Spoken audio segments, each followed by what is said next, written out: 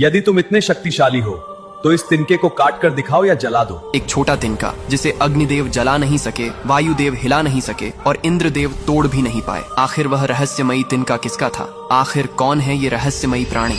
कहानी शुरू होती है। समुद्र मंथन के बाद जब देवताओं को अमृत प्राप्त हुआ तो वे स्वयं को अजेय और सबसे शक्तिशाली समझने लगे। इंद्र, अग्नि, वायु और अन्य देवताओं के मन में धीरे धीरे अहंकार भर गया। वे सोचने लगे कि असुरों पर विजय केवल उनकी शक्ति से हुई है। देवताओं के इस बढ़ते अभिमान को देखकर भगवान शिव ने उन्हें शिक्षा देने का निश्चय किया। उन्होंने एक रहस्यमयी यक्ष का रूप धारण किया और देवताओं के सामने प्रकट हुए। यक्ष ने देवताओं से पूछा, तुम किस बात पर इतना गर्व कर रहे हो? देवताओं ने उत्तर दिया कि वे संसार के सबसे शक्तिशाली हैं और कोई भी काम कर सकते हैं। तब यक्ष मुस्कुराया और उसने जमीन से एक छोटा सा तिनका उठाकर उनके सामने रख दिया। उसने कहा, यदि तुम इतने शक्तिशाली हो तो इस तिनके को काट कर दिखाओ या जला दो। सबसे पहले अग्निदेव आगे आए। उन्होंने कहा कि वे सब कुछ जला सकते हैं। उन्होंने अपनी पूरी अग्नि शक्ति उस तिनके पर लगा दी, लेकिन तिनका जला ही नहीं। फिर वायुदेव आए और बोले कि वे पर्वत तक उड़ा सकते हैं। उन्होंने पूरी शक्ति से उस तिनके को उड़ाने की कोशिश की, पर वह हिला तक नहीं।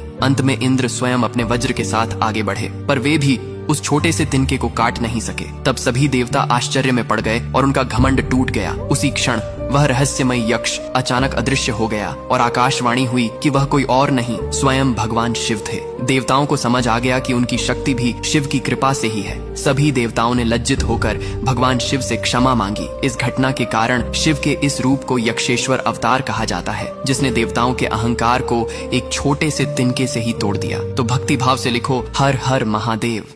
ऐसी और कहानियों के लिए रोशन की कहानियाँ चैनल को सब्सक्राइब करें।